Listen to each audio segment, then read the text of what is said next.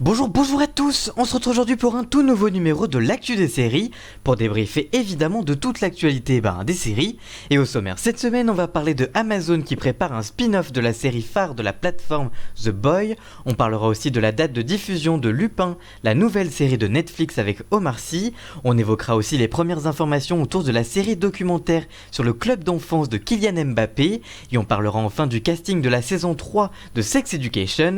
Et tout ça, on en parle juste après le générique. C'est parti, générique.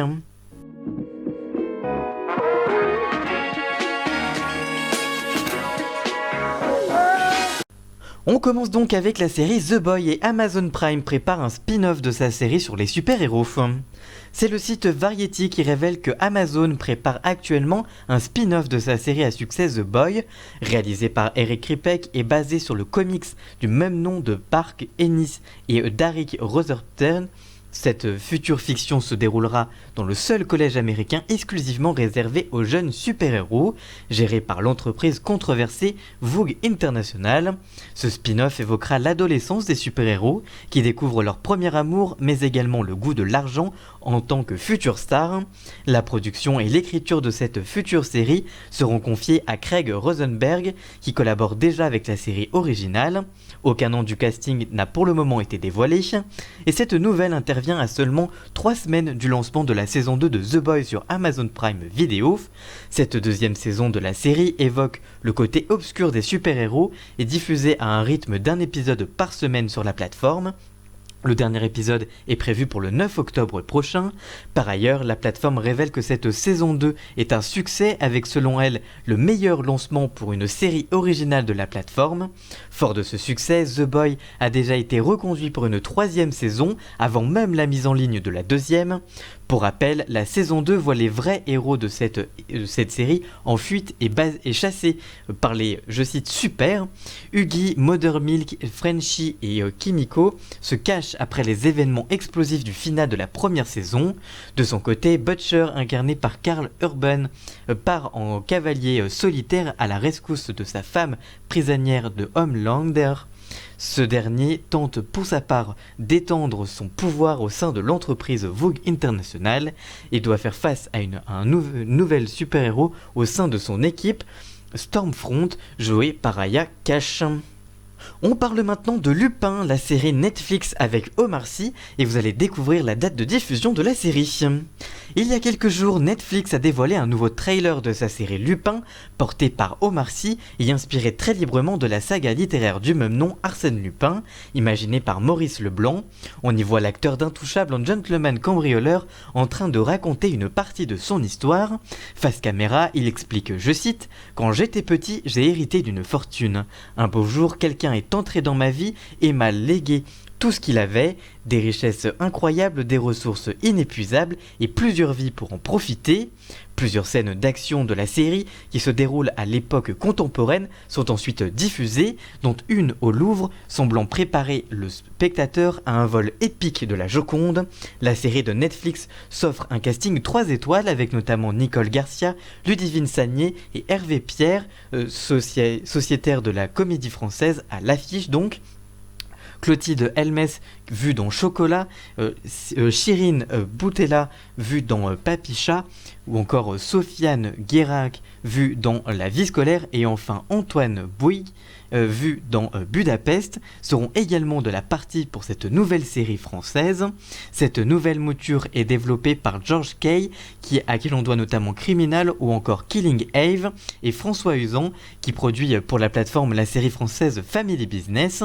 Les 5 épisodes de cette première partie, intitulée Dans l'ombre d'Arsène, sont attendus en janvier 2021 sur Netflix.